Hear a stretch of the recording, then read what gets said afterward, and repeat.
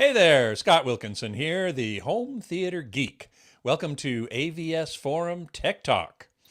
As always, I am ever grateful for my technical director, Chris Mata, who is usually behind the scenes, but here he is on camera. Hey, Chris, how you doing? Hey, Scott. Great to be here. Yeah, always great to have you here. He has a great YouTube channel called That Home Theater Dude. So I want to make sure everybody knows that and goes checks it out. It's really great. It's true. It's true. So this week, we've got a very special show for you, and I'm really happy to welcome three guests onto the show, all from a company called 6P Color, which we will be explaining exactly what that means. First off is Gary Feather, who's the president of the company. Hey, Gary. Hey, how's everything going, Scott? Going great, man. Thanks so much for being here. You bet. Next up, we have Jim DeFilippis, who is the vice president of product development. Hey, Jim. Hey, Scott. How you doing? How's Good. everybody? Yeah, doing great. And Jim, I've known you for quite a few years now, seen you at NAB and HPA and CES and all that stuff. So sure glad to have you here. And finally, we have Cullen Kelly, who is a colorist and an image scientist at 6P. Hey, Cullen, welcome. Hey, Scott, what's going on? Hey, now I want to make sure everybody knows that Cullen is in his colorist studio, which is a very dark environment. We are prone to caves, us colorists. We are prone to caves, exactly, and as it needs to be in order to see what's really on the screen as you're adjusting the color of video content that's going to end up going out to movies or TV or whatever. So. You're at work right now, and we thank you for taking the time to spend a little time with us. Glad to be here. Thank you. You bet. I want to let everybody know that as we're going, I'm going to be looking at the chat room, the comment section here for the live feed, and if anybody has any questions, post them in the comments, and I will pass along those that are relevant to the discussion. I already see several people in here. Phoenix Warp 1 or Horizon Brave is here, and Beatmaster, and Paul Monger is here. So got some people already lined up and ready to go. So let's dive right in here. I want to start with, somebody's phone just rang. Let's start with Gary and give us a basic premise of what 6P Color is all about. Scott, you bet. From a perspective of products, I've been involved in products for 30 years, working with Texas Instruments and with Sharp Corporation, launching our first HD TVs and LCD TVs. And, the quest in video has always been to try to provide an apparent perspective that's like I see in nature. And we've been on that quest for a long time with resolution. And we've been on that quest with regard to dynamic range. And 6P Color has taken a step to be on that quest and make a real significant impact in starting to approach the colors of nature, the colors you see outside every day with full color gamut illumination of the sun, and allowing that to be received by cameras, processed, transmitted, received at home and watched on a television set. So, our goal is to lay the foundation in what we call full color range to allow systems to be equipped with that capability to be exploited however and to whatever level people want to in the future. Mm-hmm. Now, this goes directly to the notion of how video displays display color right now, which is by using three what are called primaries, red, green, and blue. And we represent that often in what's called the CIE diagram, and we have a picture of that to show everybody.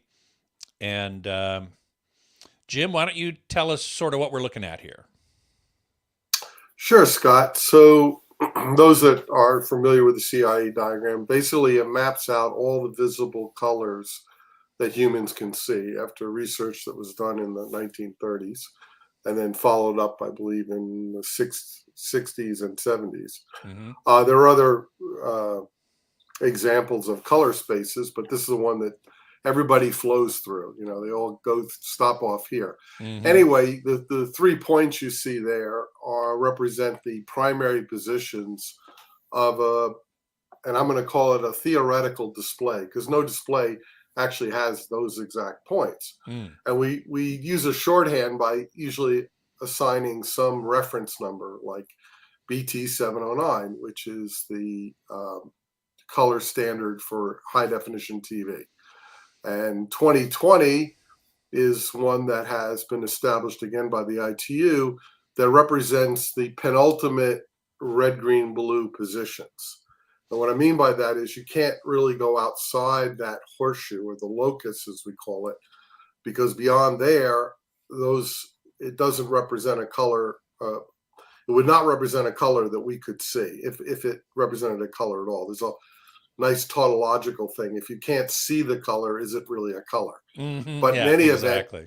event, we're bound by that triangle, and that limits our gamuts. And it limits the gamuts starting from when we first capture, which interestingly enough, and I think you have a diagram there of the different camera quote unquote gamuts. They don't really have gamuts, they have spectral response. Right. And their spectral responses are pretty wide. They cover the full range, actually beyond visible into infrared and ultraviolet. Yeah, in fact, we have that. It's Chris. It's graphic number 3. So it's if you can skip number 2 for the moment, there it is. Right. Yeah. So you can see that these different cameras actually cover a lot of ground that is outside of even Rec 2020, and we take advantage of that. Right, right. Let's go back to graphic number 1. I want to make sure everybody understands that one, which is pretty fundamental. Yeah, and on that, I just want to make a point about that graphic number 1. It's the shape you're seeing is all the colors a human visual system sees. That's the horseshoe shape, the entire range of. And as Jim showed you, that initial triangle is what normally a display does. And that's what we settled on many, many years ago with digital displays, not with film, but with digital displays. Right. So as a result, you can see the area of the small triangle compared to the large horseshoe is dramatically different. And so those are, quite frankly, to what Jim said, they're just colors you cannot produce on a digital display. Right. So the smallest triangle is the Rec or BT709, the high definition. The medium triangle is what's called P3, which is the color gamut of digital cinema. And the largest triangle is called BT 2020, which is very difficult to achieve. And even if you do, you're still not representing all the colors that the human eye can see. That is correct. And the thing to mention is that much like you can't go outside the horseshoe, you can't, once you're bound to that triangle, once you've said, okay, I'm Rec 2020 or P3, I can't represent a color outside of that triangle. So it puts a limit right at the get-go, right from the beginnings of production. Mm-hmm. And that's been the conundrum that Gary can talk about with Quatron is, nobody produces for color outside of it. So therefore, if I develop a display that could represent those colors, well, what's the point? There's no content. So that was the challenge that we faced as part of the 6P team, mm-hmm. to develop a way to implement multi-primary, to expand color space, but not have to tear up the railroad tracks, not have to redesign every step, right? Right. So again, when we think about the camera, we know that the information's there. What happens to the information? Well, camera manufacturers are part of the same ecosystem. They're going, well, what's the point of preserving data outside of what can be displayed? So they tend to eliminate it, truncate it, process it out. And, when it gets to someone in post-production, someone says Cullen, he's looking at a reference monitor. That reference monitor is referenced to one of these standards, and therefore it's limited. And so their answer is, yeah, I know there's colors outside of P3, but nobody can see it. So why would I even worry about it? Right. Cullen, I wanted to ask you about this. Excuse me, Jim. No, it's okay.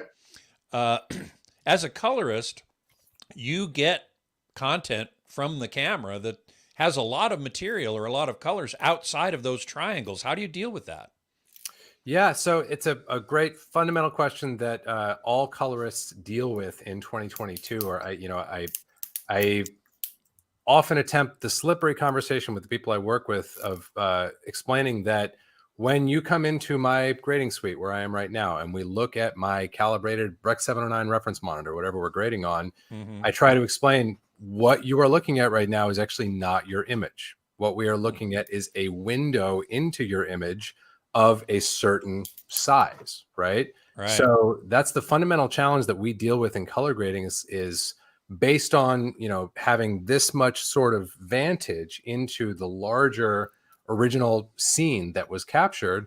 What are we going to do to best populate that window with the contents of the original scene in a way that feels artful and meaningful and representative of what was originally captured? So every time you tell me as a colorist, hey, I'm going to provide you with a mechanism for expanding your vantage for that window, it's very exciting because it means that we have more room to move around and we're less bound by the four walls of that particular window for something like Rec 709, to make an easy example. Actually, wouldn't it be more accurate to say the three walls? Yes, you are right. Or the 3 points of the triangle. Absolutely. Yeah. Absolutely. So you've got to basically take whatever is outside of that triangle that you've decided, and the content creators have decided, okay, we're going to use this triangle. We're going to use BT 709 or P3 or BT 2020. And anything that's outside of that triangle, you've got to move into that triangle, don't you? That's exactly right. And there's a million different schemes. They can be programmatic, they can be scientific, they can be purely subjective and, like based on adjustments I make with my hands and eyes, or any combination thereof. But that's that reality you just observed. That's inevitable, unavoidable. You got to figure out, okay, if it's out there, it's either going to stay out there and never be seen, or you're going to somehow map it into play. Right. In which case it'll be inaccurate to what the camera captured. That's exactly right. Yeah. So, and I think then from what I can conclude from this is that 6P color, the company's goal really is to provide a way to not have to do so much mapping. Yeah, exactly right. And one of the things that excites me about the 6P systems that we're going to start to talk about today are, as Jim pointed out, when we look at BT 2020, if we say, okay, the fundamental task is we want to draw a shape which can encompass as much of that spectral locus as possible without encompassing things outside of the spectral locus, so-called virtual colors, which are fundamentally problematic, you're not going to do better than 2020, because 2020 is the best you can do with 3 points to encompass as much of the interior of that shape as possible without also encompassing points outside of that spectral locus, which is where our tech comes in, because we have a different means of drawing a shape that encompasses that spectral locus than a traditional tri-stimulus RGB. Right. And the BT 2020, which is the largest triangle you can put inside of the spectral locus, the entire CIE diagram, has another problem, which is what's called metamerism. And I'd love one of you to talk about that as we look at graphic number 2. Who'd like to take a look, take a stab at metamerism? So I'll take a stab at it.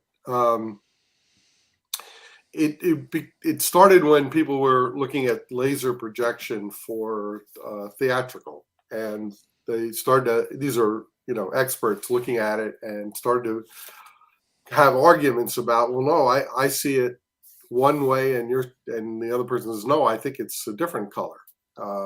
And they were kind of puzzled, why were they interpreting the colors differently? And the problem is that the lasers are very narrow. They're, a couple nanometers wide. And that leads to what some call, in this diagram attempts to show, spiky spectrum. So what we're showing is the effect of the emitters, red, green, and blue, being very narrow or spiky. These are the red lines in this diagram. Correct. Versus the black line, which is showing a more Gaussian response. As we know, Gaussian is a nice, smooth response curve. A lot of things in nature are Gaussian. what we're used to, what we've adapted to over many millennia in our vision system is sunlight, which is essentially a uniform spectrum.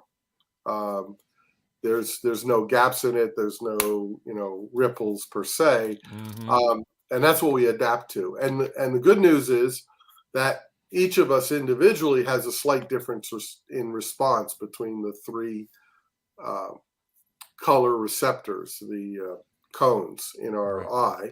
Which we should point out that in your eye you have a green, well, bunches of red, green, and blue cones. Or I'm going to disagree with you there. Very good. Please do. Yeah, what you have is a broad spectrum sensor that is kind of centered around low, medium, and high wavelengths, and it picks up all around that area. So much like the cameras that we talk about, they're very broad and they pick up a lot of color. So what we don't have is a spike. We have this broad area, almost like shown in that chart with regard to the black. Okay, and we'll go back to graphic 2. We'll see it again. Yeah, given that graphic, you can see if you move into, say, the cyan space at 492, there's a big receptor still there. You're still picking up energy from a bunch of energy. Yeah. And as Jim said, sunlight is uniform roughly across that whole space. And so when you only give it, let's say you're only exciting 1 or 2% of the wavelength in your eye, the wetware, your brain, and the psychophysics of the human visual system has got to figure out something that's, quite frankly, totally unreal, totally abnormal. So the tighter those wavelengths get, it's trying to figure out what does that mean, because what it's used to seeing is a whole picture painted, that whole wavelength shown. Right. And with regular lighting, you'd see, like a tungsten or halogen lamp, a broad distribution of light like sunlight. So what we don't have is a little notch filter, that might be 10 nanometers wide that picks up red, green, blue. We have these broad spectrum receptors or sensors, and our brain does all the calculations around all this data and is able to draw great conclusions. But when given only the peaks, very, very interesting side effects happen, like the metameric effects you were talking about. Right, in which different people will look at the same image and report seeing something different, a different color. Correct. Right. Which is so weird. It's super weird. Yeah, it's super weird. Beatmaster in the chat room is asking, what about the brightness range of each color? Do we have to consider that? Well, the question is, and this leads to our approach, which we call YXY, and you might ask why. It's formally known as a colorimetric system. So the Y, the capital Y in our YXY, it represents luminance or brightness. So it's independent of the color. So the difference between your conventional red, green, blue, or its derivatives like YCRCB or YUV or ICTCP even, is those are representative. In other words, I need to know the three primaries. I need to know their relationships, and I have a ratio of values, and that represents or tries to represent a color. And remember, only the colors that are inside the triangle. With a colorimetric approach, it's prescriptive. It says this point in the CIE diagram, the x and little y coordinates represent a color, a hue. The Y would represent, well, how bright do you want it to be? Now, the reality is that is a great way to convey the information that was captured by a camera. And again, we working with our color scientist, Mitch Bogdanovich, Dr. Bogdanovich, retired 40 years out of, after 40 years at Kodak. He's mapped those cameras. He knows their true spectral response, much like the researchers in the 1930s mapped the color response of the human visual system. So with that information, we can take the image data as captured, plot it into a CIE diagram, create the colorimetric information, separating luminance from the color position of little x, little y. And as Cullen can attest, we now bring that into a uniform color space, which is wide, could be ASIS AP0, for instance, and then be able to use those colors and decide which colors and how we want to use them, and in what way do they we want to render them. And again, we can render them into a traditional red, green, blue gamut like 2020 or P3, or we could have new gamuts. Right. And in fact, I want to show the new gamuts that you guys are talking about. Those are graphics Sure. 4 and 5. Chris, let's take a look at number 4. Let's see. Gary, tell us what we're looking at here. We're trying to show you a P3 representation versus truly the 4 sides. Now, where all that color that's in the cyan, in this case, the example is at 492 nanometers, between that and the GB line is unable to be shown. And yet it's as you look at it, that's the colors of life, the South Pacific, the ocean, the sky. Mm-hmm. So you can only show pastel colors on the GB line because you're so close to the white point, if you see. So to get a fully saturated cyan, you can't get there. And so we have to give that up. And so creative people like Cullen figure out visual tricks to make me maybe think I'm seeing that, even though I can't. But by adding one color, you're able to move from about 45% to over 70% of the color gamut area as shown in this 2D representation. Right. This is not taking into account brightness. Right. And the brightness is on top of each of those points. And to Right. that point, Colin may want to talk a little bit about that. A lot of really good work's been done on high dynamic range, because obviously the number of stops for the sun is very, very large. And I think we addressed resolution in this industry of television and display. Yep. We've really focused on pixel density with that as well for making things look natural. And we did basics of coloring, we quit. And then we moved on to high dynamic range, which is illumination. And what we've identified is the real world gets brighter and effectively gets darker as well. And often stories are told in the dark. So what you want to know is, what is the true dynamic range from black, true black, to true high brightness? And how do I apply that so it starts to look from illumination to be real? So the industry is doing that with HDR. And now we're proposing, let's do the same thing with color. Let's start to emulate nature with color, just like we took a step to do that with HDR. Right. And if we look at graphic 5, we'll see that what we just saw was an example of 4P color, 4 primaries, adding cyan as a primary. And now we're going to look at 5P and 6P. And Cullen, how would you feel if you had this kind of color gamut to work in? I feel like I got room to stretch my legs, man. Ah. Yeah. I mean, I really like these visuals because it presents a pretty concise sort of geometric example of a visual reality that is palpable here in my grading suite when you look at the expanded gamut that's offered by, adding an additional point or an additional 3 points in the case of the graphic on the right there. That's just color that can be exploited. And Gary put it really well that, right now, my best in class RGB reference monitor that is what I use to master images for my clients. If you want cyan, that will be a dilution of green and blue. That is not the same thing at all as cyan itself, as a fully saturated cyan. Yeah, exactly.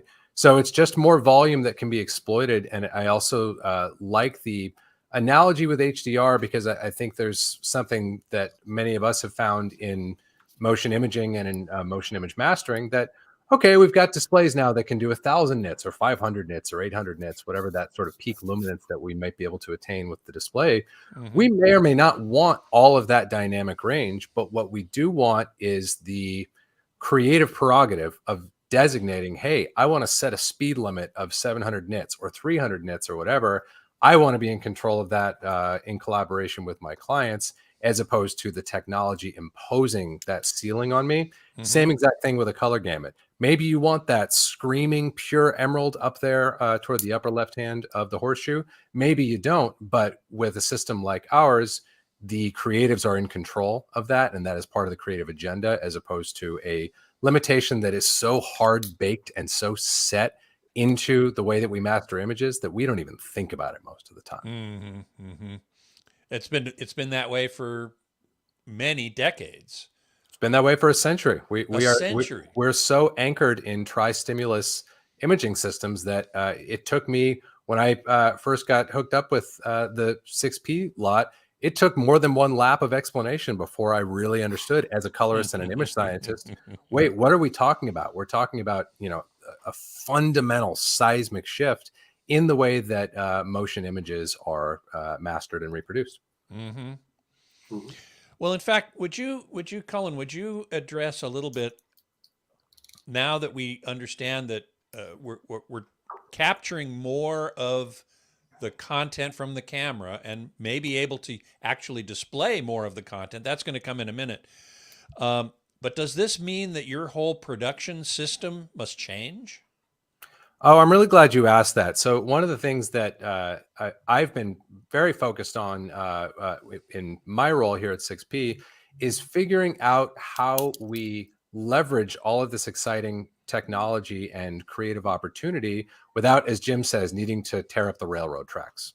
So the short answer is no, absolutely not. One of the things that I've been working on is, how would I, as a working colorist who, I have my workflow, I have my methodology, I have the way that I like to do things, how could I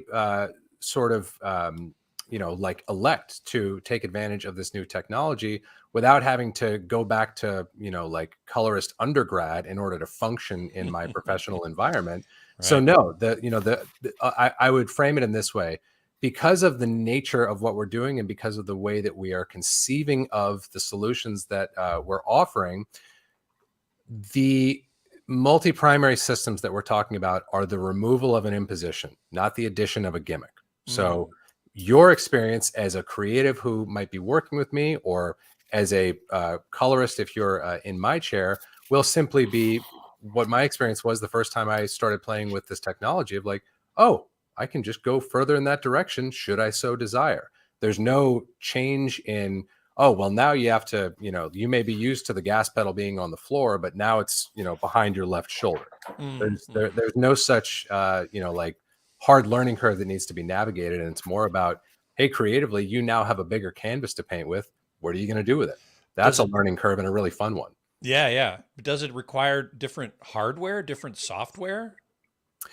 So there are different software elements that are going to come into play in terms of getting you out into a multi-primary reproduction. But ultimately, our goal is integration with existing standard color management frameworks such as ACES, the Academy Color Encoding System. Hardware-wise, it depends on what exactly you are doing. One of the exciting things that we are working on is how to better exploit even a traditional RGB display using some of the proprietary ideas that we were talking about, such as the YXY transport mechanism. However, if you want to take full advantage and you want to get that nifty 4th or 5th or 6th point in your color gamut, then yes, there's new hardware that is necessary. But that's the biggest change is, hey, we got to get that display into your grading environment. And then from there, your control surface, your tools, your creative collaboration, the images that you are piping through that system, those pieces all remain the same, and you simply have a larger canvas to paint with. Beatmaster just asked the question, will there be a need for added subpixels and a new array arrangement for 6P? And the answer is yes, and we're going to get to that a little later, Beatmaster, so hang on to your hat. And Jawbreaker is asking, where does tone mapping in displays fit into this conversation?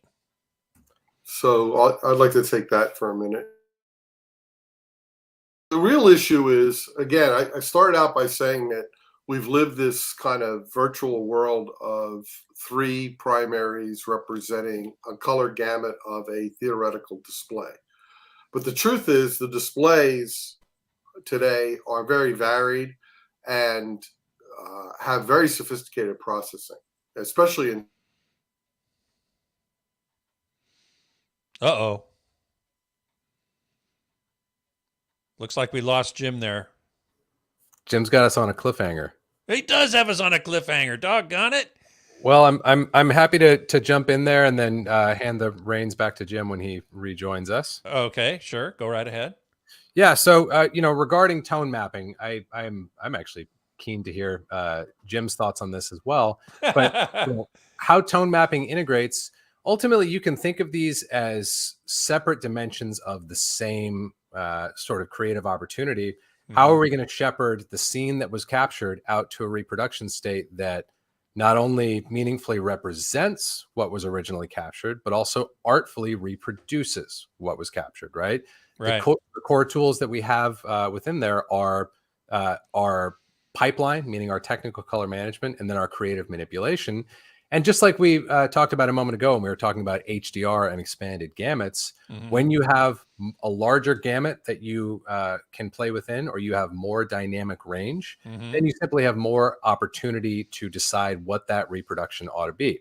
Right. Easy example, if I walk outside and I look at the Pacific Ocean down the street from me, and I see sunlight glinting off of it at high noon, I don't even know what kind of reading I would get off of a objective measurement device in terms of the luminance of that reflection. It'd be very high.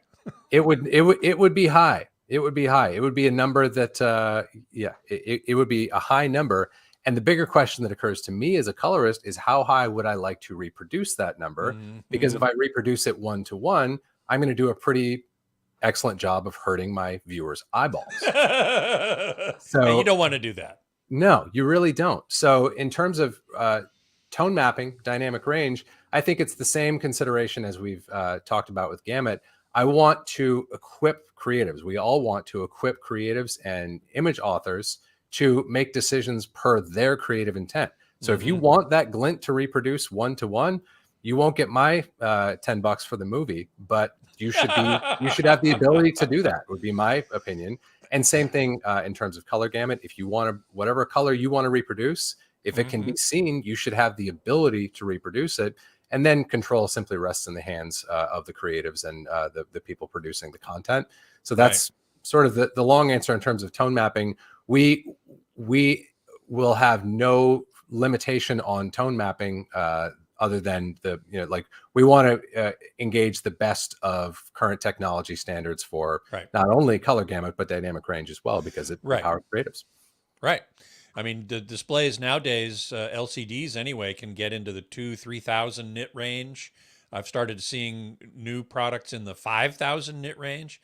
Yeah. So we're getting there toward the 10,000 nit maximum range that Dolby and others have sort of determined is this kind of maximum brightness that you want out of a display. We're not there yet, except in some very experimental cases, but consumer products are moving in that direction, shall we say.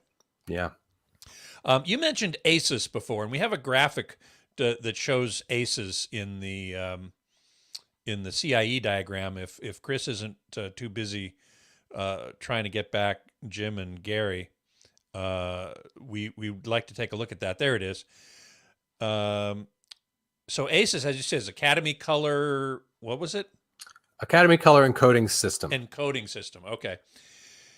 And so the gold triangle is AP0, and that actually goes outside of what we can see. That's right. Yeah. So you don't want to put colors out there. No, and again, I just think it's really worth emphasizing. If we look at AP1 and AP0, they represent best available answers to how can I take the 3 points of a triangle and encompass the spectral locus without spilling beyond it in the case of AP1.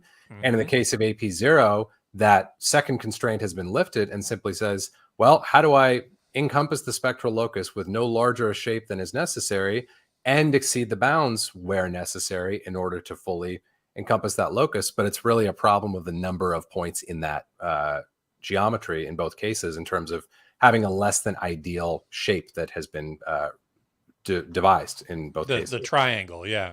That's right. Which is what 6P is trying to combat or exceed, shall we say, by putting in those more of those primaries and making the shape non-triangular but more encompassing of the entire locus. I also have a graphic of color volumes, and I wonder if you could speak about those for a sec. Let's take a look at graphic number 7 and see how does this apply to what we're talking about. Yeah, so I'm glad this came up because thus far we have been looking at the spectral locus, or the so-called CIE horseshoe, and while that has become sort of the standard, like evaluation image for looking at, what's our 4, 5, or 6 primary gamut look like? What does AP1 versus AP0 look like? To use the example of what we just looked at, and it's all too tempting to forget when we look at such diagrams that they are representing a 3-dimensional reality in 2 dimensions, because they have a normalized luminance channel. And by the way, YXY, which we talked about before, that's essentially what is represented by the CIE horseshoe. We are normalizing for Y. It's almost like you're looking down the top of a tree and you're looking at the different layers of the tree, right. Depending on where you're at. So these volumetric reproductions, while being a little bit more slippery to contemplate, are actually more meaningful because they are representing a 3-dimensional volume in all 3 dimensions. So and really what we're talking about is we were talking about brightness earlier, and so this 3rd dimension really is luminance, right? that's exactly right. And we can now actually get a sense for, as we climb the luminance of the image, going from very low, 0 and near 0, all the way up to very high, pure white, on whatever scale that might represent in these different scenarios, we are looking at the correspondent availability of saturation or gamut as we climb up and down that scale. So you can see, we're looking at slightly varied coordinates in the case of these systems. So the coordinates are not uniform. We have a vertical axis that is the same across all 4 of these volumes, but the other 2 components are not identical to one another. They represent similar things, but not identical things. Which is why the color volumes look different. That's exactly right. Exactly right. So I'm back. Yay! Yay! Yeah. I'm so glad. And at an appropriate time, because I want to tie back to what I said earlier about colorimetric. Yes. So one of the other issues about a tri-stimulus red, green, blue representation is your maximum brightness is bound to the brightness of those particular primaries. And they all have to balance at the end of the day to make a uniform white like D65. But that's your limit. So that's what stresses, a lot of the display manufacturers, is they got to make brighter and brighter primaries to make that happen. Right. With a colorimetric, again, we've separated out the luminance component. So we can describe any luminance. We could do 10,000 nits. Now, the question, and I think one of our viewers has sort of hinted at this, is, well, what happens at the display? Well, again, and I don't know when I got cut off, that's up to the display manufacturer. If I tell them, okay, reproduce 10,000, they could say, sure, no problem. Or they could say, well, the most I can do is 1,000. So I will have a curve, and there's many different curves that could be used, but I'll use a curve to get to that point of representing, again, the word representing that luminance value. But, I would like to point out that where the fundamental change we have here is, we're not representing color, we're defining it, and we're giving you a prescription. And I'd also like to tie back to the discussion on AP0 versus AP1. Which AP0, we saw a diagram of that while you were getting reconnected. Right. So AP0 is perfect for our use because it covers all the colors. But the industry kind of reacted to it and said, well, wait a minute, we really can't see those colors, so we're not comfortable with that. So they kind of came up with AP1, which is a subset, and as you notice, kind of hugs the 2020 line, at least in two directions. Right. And in fact, it omits quite a few colors to the left. Yeah. Right. Yes. But again, the answer is, if you can't see it, then it doesn't really exist in my world. And that's gave them comfort. They were uncomfortable working in an AP0, partially because they would saying, well, we can't see those colors, so why? I'm supposing they would say, well, then why am I worrying about that? Now, we've come along and we've shown that, yeah, it's important to be able to map to all colors. Those colors do exist in nature and they exist in the camera records. So it's almost, it's almost like the people that developed AP0 had a tremendous foresight, and we're just meeting up with them now, which is great. We can use their work in our work. But the good news is that everyone has some form of that adopted in their systems. So we're not breaking new ground at this point. Yeah, so let's talk a little bit about the systems, because from a user perspective, what do I get out of it? And Jim, we've said the term a few times. Jim just said colors you can't see. There's colors that can't be seen on normal displays. That's different than colors you can't see. But so many of the colors you can't see on normal displays that if you walk outside, there they are. Right. Those are the ones we're talking about. So let's be clear. Right. Good point. Good point. As Jim said, the camera guys, they've moved ahead. So they've got sensors with this broad spectral collection. They gather the photons, they have the data in all those categories, and then it gets constrained later because they're thinking about, what is my destination? Is it a cinema display that's at P3, or is it a Rec 709 TV display? Because I want to make it in the color that it's going to be received. So that's the thinking. So we want to change all that and say, we've talked about smart TVs for 10 or 15 years. It is amazing how smart TVs are now. So they have the processing power with MediaTek and other chips to be able to perform all kinds of visual transforms on the data to create all kinds of effects. And with that, the TVs moved ahead in the processing. The cameras have moved ahead. The ASIS systems moved ahead. Transmissions doesn't care because it's all internet based. We don't have to change a TV standard or anything. So the result is, where's the choke point? And the choke point is the display manufacturers never got told, go ahead and move out, move forward, if you will, open up the space that you're showing, because the data is there. We can send it to you. So I think this is finally an opportunity in projection displays, in OLEDs, in LCD displays, to be able to let people open it up now that the data is coming that allows them to properly, quote, see the colors that are out there, and that changes and transforms the whole system. Right. But doesn't the colorist, Cullen, need to be aware of what the consumer or the destination display can do? Yes, you're absolutely right. And the answer is definitely maybe. It depends. My favorite answer of all time. Yeah, exactly. I mean, it really depends on the system that is being used. And there are systems that have been devised that are already out there in play that rely on good color science and on good transformation to solve a challenge such as, well, this image was mastered to P3 1000 nit. And yet I am self-aware as a TV, and I know that my max is going to be around 600 nit. So what am I going to do with this incoming master and with that extra overhead that I'm incapable of reproducing? I'm actually going to employ a dynamic algorithm to compress the incoming dynamic range into what I'm actually capable of reproducing. And such systems we have precedent out there for that can be very successful. It's all in the implementation. And this is where my, the other side of, what I do, the other hat that I wear in image mastering of being a color scientist comes into play. It's possible to do this. It is not a given, and it has to be done well to figure out how can we algorithmically, systematically provide solutions that preserve creative intent across varied reproduction capability for different displays.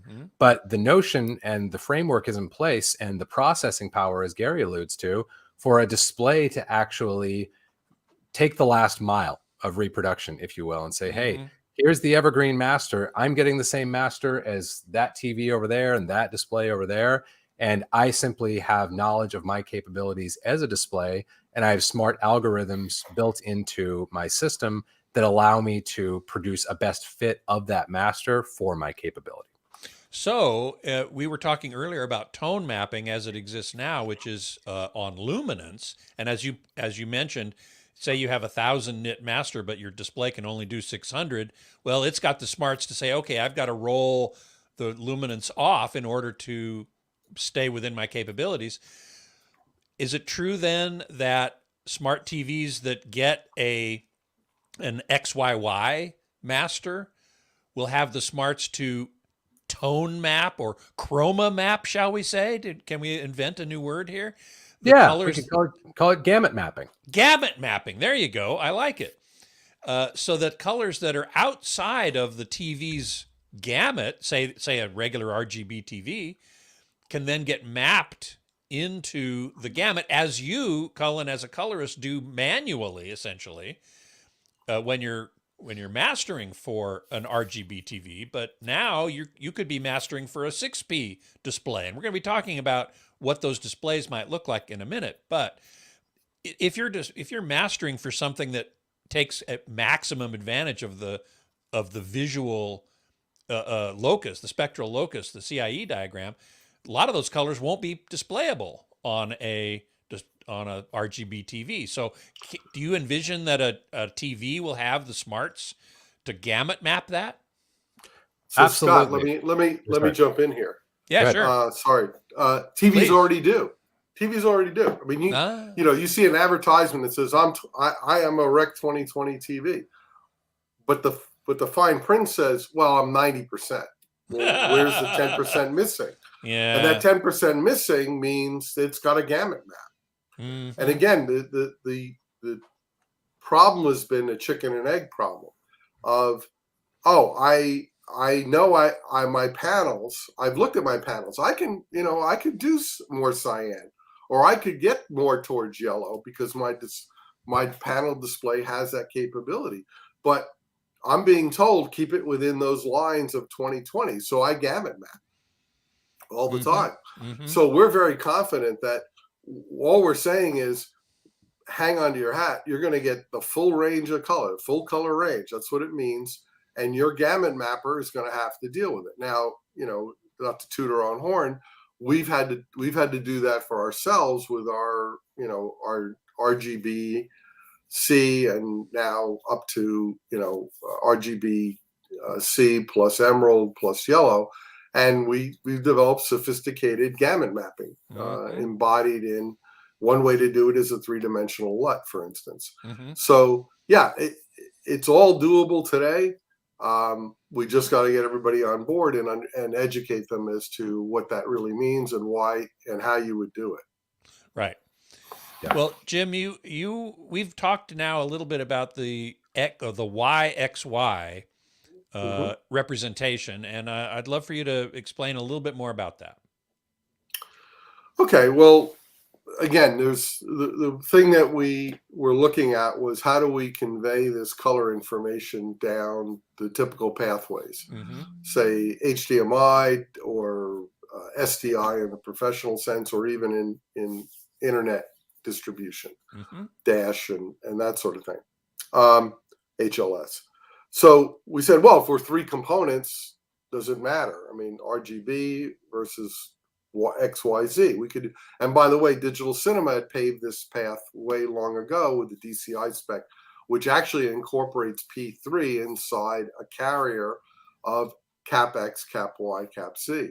So we looked at that very closely and we said, well, that's great, but we really need something that can subsample the color information, because as we know, our color visual resolution is about half of what our monochrome vision is, meaning that we're much more attuned to the black and white transitions than we are in a color transition.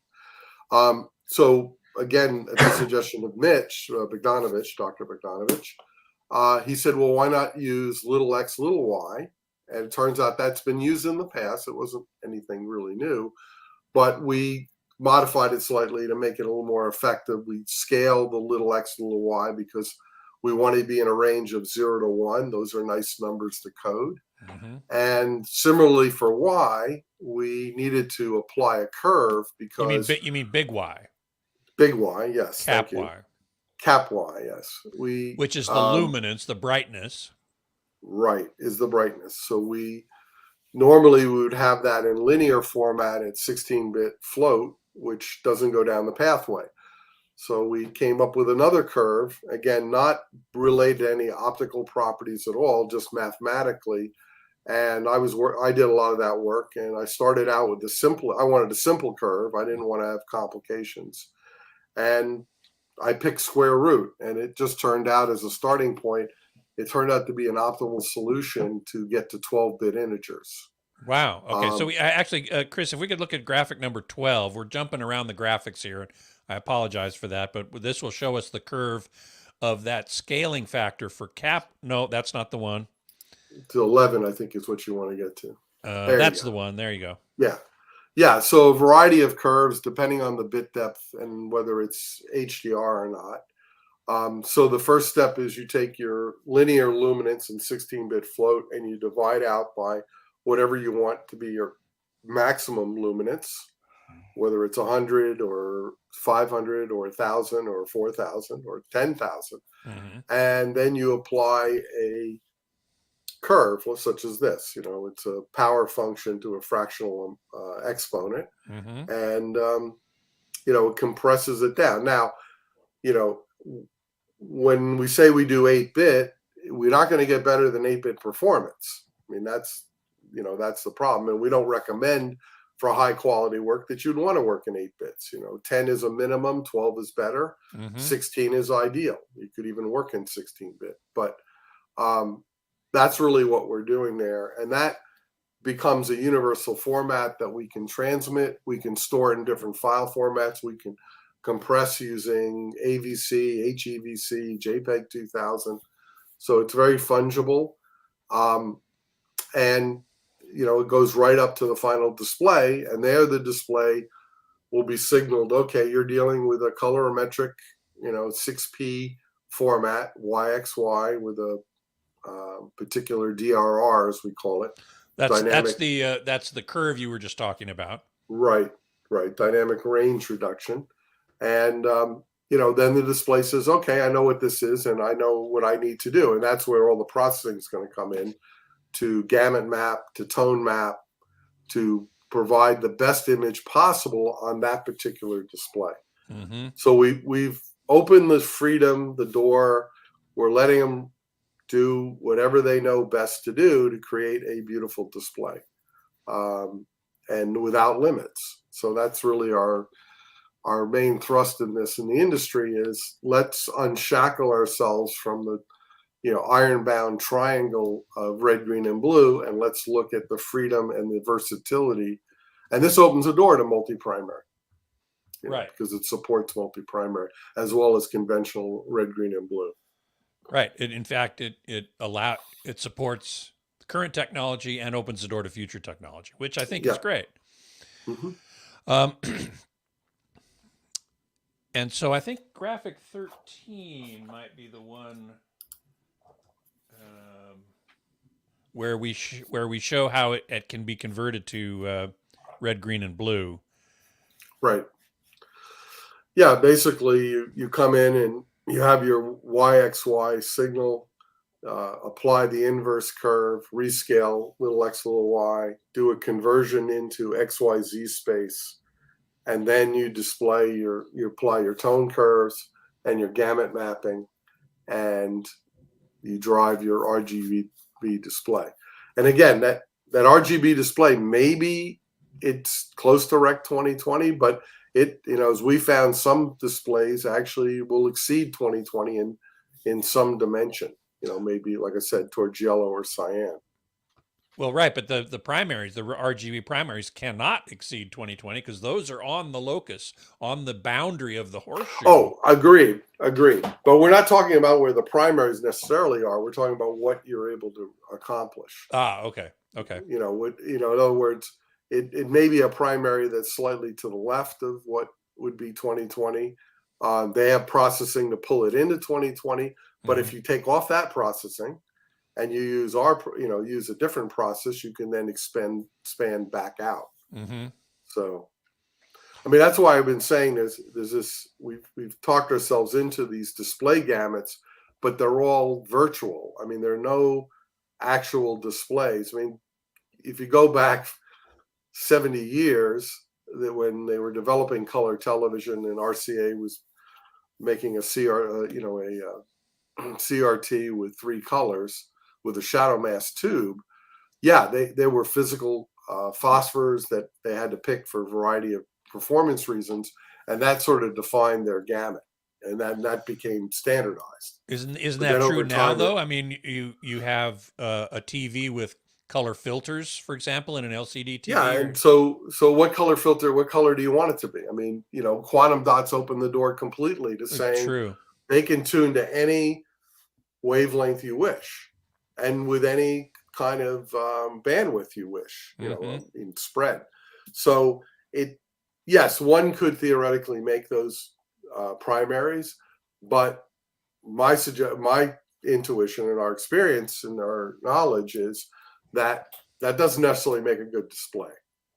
There was a long ago, SMPTE tried to standardize on SMPTE-C and never really caught on. One of the reasons is they didn't make particularly good pictures. Well, we do want good pictures. Right. So, it is a fundamental change in the way the industry has to think about color and how they represent it and how they're going to distribute it. But our approach is you're giving an exact description of the color. It's not representational. That means that if you store it back in your archive later on, when a new display type comes out, maybe it's got 10 primaries. You'll be ready to convert to that, without having to change or resurrect the original camera negative. Well, and that in fact reminds me that if you store it, if you archive it in XYY with the entirety there, you don't have to change anything in the master. You just send it to the new display, which presumably has new primaries, new processing that will understand, here comes this file. I can map it to here. Right.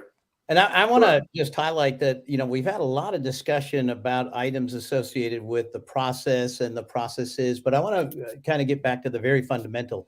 Displays exist today that we have constructed in collaboration with other companies that are for primary displays. There's a 16-foot wide display wall, HD wall in Burbank, California, that has allowed us to work with our partners to look at how that is optimized for viewing and applications into that. That's a DV LED, direct view LED emissive display.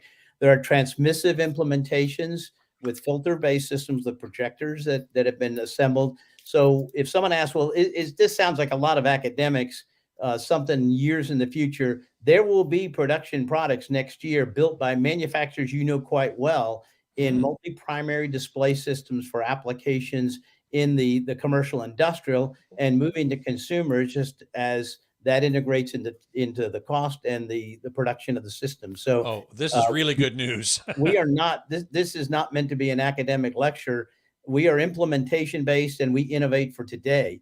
So as Jim talks about this, the initial part of one color, big difference, how the other colors fit, what people decide, that's business, marketing, pricing, cost issues. And those are all going to get resolved. But it's great news that there's a value proposition and a manufacturing model that we don't, because we don't make things. All the people make them, and they are equipped now with the skills with full color range to be able to emulate a foundation that will extend over the next decade to allow them to expand to wherever they want to go and have the right color at the right place with whatever system they're using.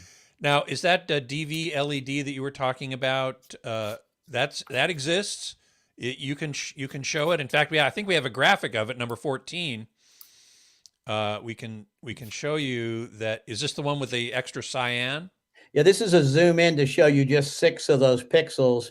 They're RGB cyan flip chip LEDs in a very conventional package on a very conventional manufacturing. There are no less than 30 companies that can manufacture a product like this. And by adding the software from 6P Color and by adding the expanded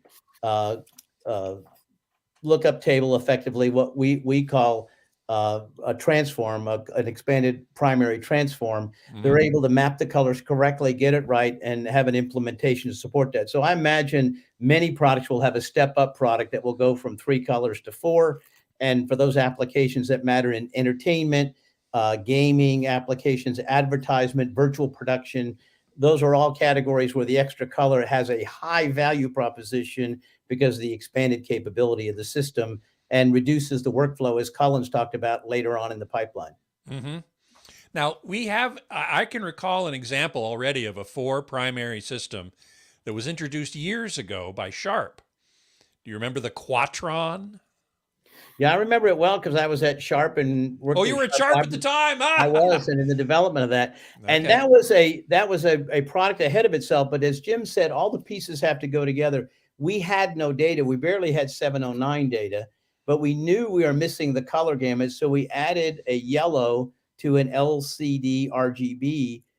And with that yellow, we were able to get a much higher luminance level, effectively a much higher efficacy use of the backlight, and filled out the yellow color space. But sadly, since we had no data, we were using engineering to develop a way to activate the yellow to give you that brightness in certain capabilities under certain situations.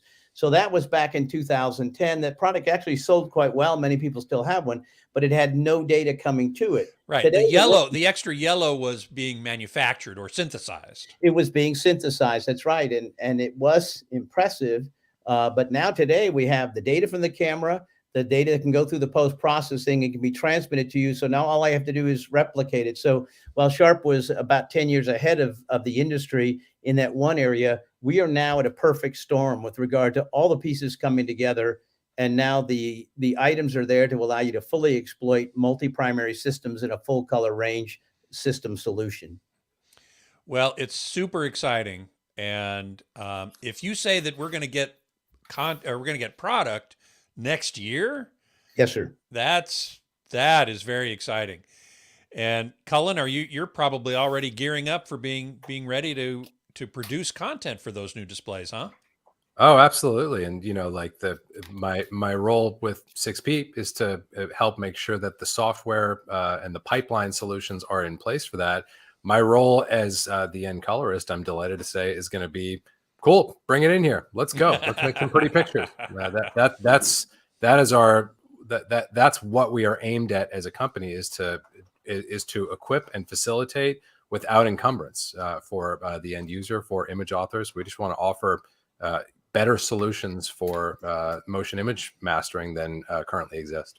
And one of the great benefits has been that we've hooked up with a studio that'll be left nameless that's actually done a production now in a full color scenario.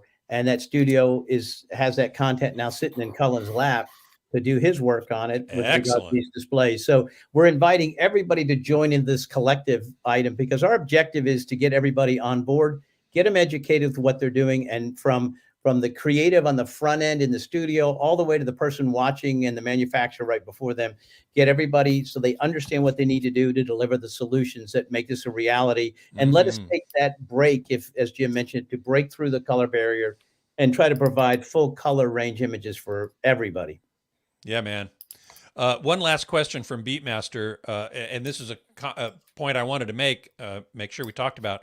Is there an average size increase in these YXY files as compared to, say, Dolby Vision or HDR10 or something like that? I'll take that. The answer is no. There's no additional size. It's 3 components, all 10 or 12-bit integer. So no difference in bandwidth requirements or file storage requirements? Nope. Man, that's one of the beauties of the colorimetric approach. Yeah.